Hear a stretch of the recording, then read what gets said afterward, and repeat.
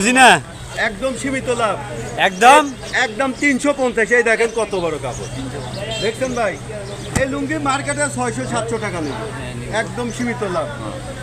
ভাই হ্যাঁ বলেন, সীমিত লাভ। একদম সীমিত লাভ, উনি সত্যি কথা বলতেছে। সীমিত লাভ। আচ্ছা নেটে শাড়ি দেবো। এই কাপড় বাড়িতে যাবো এই জন্য, হ্যাঁ বাড়িতে চলে যাবো এই জন্য কম দামে দিচ্ছি 350।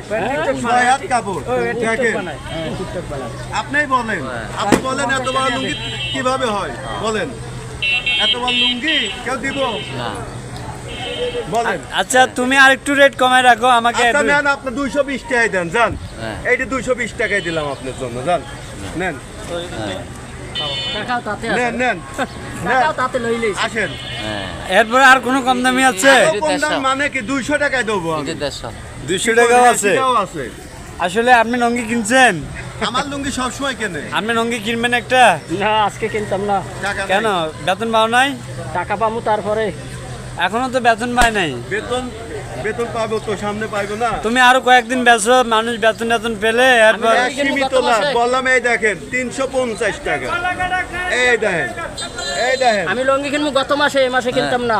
বুঝি না গত মাসে কিনবো, গত মাসে। গত মাসে কিনবেন?